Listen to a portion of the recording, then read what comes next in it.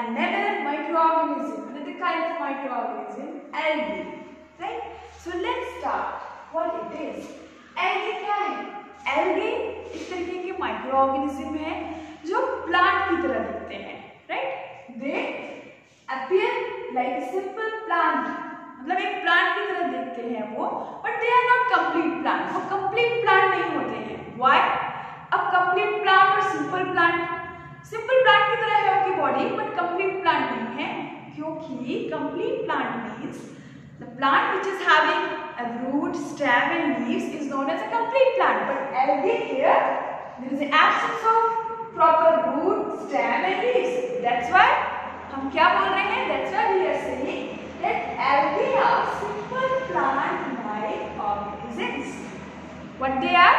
ये simple plant-like organisms हैं, but complete plant नहीं है, because they are lacking proper roots, stems and leaves. Now come to the nutrition. अब कोई भी लिविंग ऑर्गेनिज्म है तो वो किसी न किसी तरीके से कोई ना कोई मोड ऑफ न्यूट्रिशन फॉलो कर रहा होगा.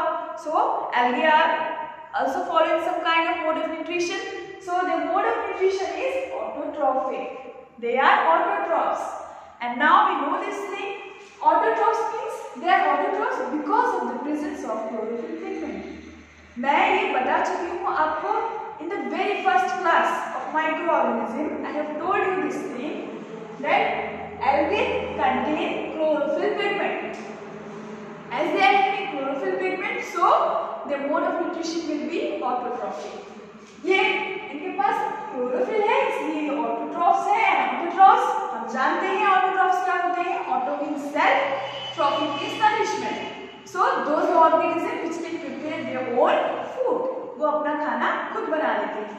एल्गी अपना खाना खुद बनाते हैं, वो किसी और पे डिपेंड, किसी और दूसरे लिविंग ऑर्गेनिज्म पे डिपेंड नहीं रहते. Now come to this size and structure. Size और स्ट्रक्चर की बात करें, मैं बहुत सबसे पहली क्लास में बता चुकी हूँ that they can be unicellular as well as multicellular. ये unicellular भी हो सकते हैं और multicellular भी हो सकते हैं. और साइज की बात करें, so this size varies from 1 micron to several meters. मतलब ये छोटे, बहुत ज्यादा छोटे भी पाए जाते हैं साइज में, और कुछ लंबी मीटर लेंथ में, मतलब लेंथ बहुत ज्यादा 1 मीटर लेंथ भी इनका साइज हो सकता है, right? So they can, the size varies from 1 micron to several metres. अब यहाँ पे एक क्वेश्चन है सबके लिए. Here is one question to all of you, for all of you, right, कि which algae is the largest और biggest algae in size. सबसे बड़ा एल्गी कौन सा होता है? जिसको आंसर आता है, so please right in comment box. Comment box में आंसर देते जाइए, राइट? सर्च करिए, पता लगाइए कि सबसे बड़ा एल्गी कौन सा होता है. सो अब साइज की बात हो तो साइज इनका छोटे से छोटा भी हो सकता है, और they can be reach up to 1 metre length, right? Unicellular as well as multicellular. Unicellular algae की बात करें तो यूनिसेलुलर में एक एग्जांपल हो गया डायटम्स. डायटम्स यूनिसेलुलर एल्गी होते हैं. Multicellular algae blue green algae होते हैं. तो हमने दो एल्गी के नाम हमें याद होंगे, diatoms and blue green algae. Multicellular blue green algae भी है, और spirogyra. Spirogyra and blue green algae are multicellular, मतलब इनकी बॉडी 2 से ज्यादा सेल से बनी हुई होती है. क्लासिफिकेशन. अब एल्गी का क्या है, एक क्लासिफिकेशन किया हुआ है, इन्हें बांटा गया है कि टाइप्स में, किसी एक आधार पे. अब वो क्या है, वो कौन सा आधार है, किस बेसिस पे इन्हें बांटा गया है? So algae are classified on the basis of the presence और the absence of pigment. On the basis of the presence of different types of pigment. तरह तरह के पिगमेंट के प्रेजेंस के बेसिस पे we are having these types of algae. जैसे कि blue green algae भी हो सकता है, तो इसमें ब्लू पिगमेंट है ब्लू कलर का. ग्रीन एल्गी जिसमें क्लोरोफिल होगा. रेड, उसमें रेड कलर का पिगमेंट होगा. Brown. So on the basis of pigment मतलब क्या होता है? Pigment means colour, any substance which gives color, right? तो वो हो गया. तो because on the basis of the presence of different pigments, there are 4 or 5 types of algae. एक golden algae भी होता है. Right? I have written only 4 types. Now let's come to their uses. सबसे पहले एक बार रिवाइज कर लेते हैं हमने क्या क्या पढ़ लिया. What are algae? Algae are just simple plant-like organisms, but they do not have proper roots, stems and leaves. इनका साइज क्या है? इनका साइज 1 माइक्रोन भी हो सकता है and they can reach up to 1 meter length also. अब मैंने यहाँ पे एक क्वेश्चन पूछा है सबसे. I have asked a question to all of you that which algae is the largest algae in size, right? Next, यहाँ पे proper root ये सब इनके पास नहीं होगा. Now let's come to the nutrition. तो nutrition क्या है इनका? Autotrophic nutrition है because of the presence of chlorophyll pigment. अब हमने क्या बात की that they can be unicellular as well as multicellular. Unicellular का example diatom, multicellular के example हमने दो पढ़े, Spirogyra and blue-green algae. Classification, we have classified algae on the basis of pigment, blue, green, red, brown and golden also. So let's come to their uses. अब इनके uses क्या है?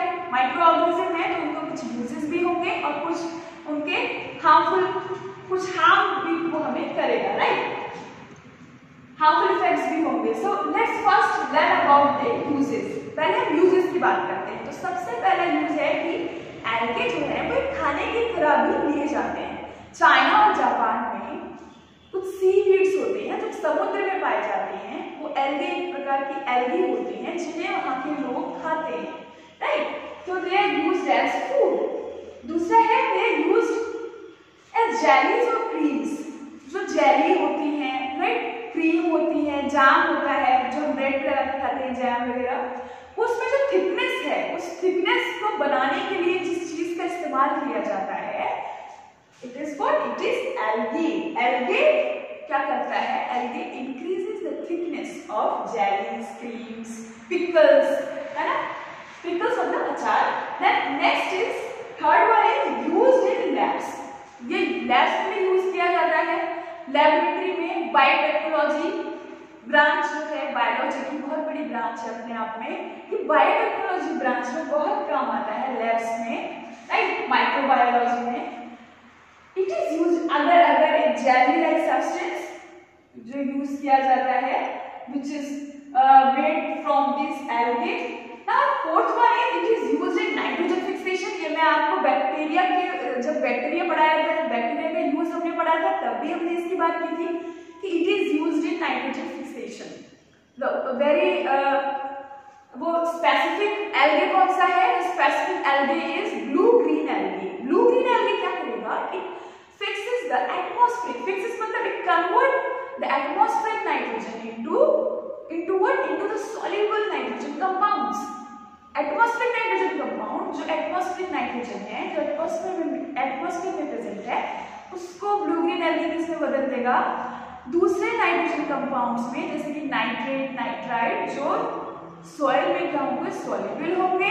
And those compounds get soluble in the soil and can be easily absorbed by the roots of the plant. So ultimately क्या हो रहा है? Roots are getting minerals and roots are getting nutrients from the soil. एक तरीके से enrich कर रहा है सॉइल को. एल्गे फर्टिलाइज, उसकी फर्टिलिटी बढ़ा रहा है. So it is useful for increasing the soil fertility because of the nitrogen fixation. अब हार्मफुल एल्गे क्या है? अच्छा, एल्गे, क्योंकि आपने ऐसा सोच रहे हो कि मैम हमने एल्गे देखा नहीं. आप सबने एल्गे देखा होगा. I am sure you must have seen algae in your life, right? आपने ये देखी होगी एल्गे अब तक कहीं ना कहीं. जैसे आप ट्रेन में जा रहे हो तो खिड़की से आप देखते हुए जा रहे हैं नजारे, तो साइड में आपने देखा होगा कुछ कुछ तालाब पड़ती हैं, छोटे छोटे पॉन्ड पड़ते हैं, तो ग्रीनिश लेयर होगी, राइट? तालाब के ऊपर एक ग्रीन कलर की चादर जैसी बिछी होती है. वो क्या है?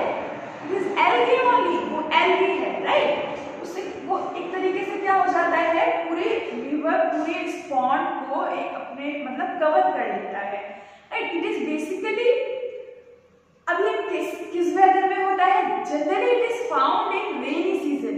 ये कब होते हैं? जब मॉइस्ट हो, थोड़ा सा टेम्परेचर में मॉइस्चनेस हो, थोड़ी सी नमी हो और प्लेस कैसी जगह कौन सी हो? वेट हो, थोड़ी गीली जगह हो, उन जगहों पे हमें एल्गे मिलता है.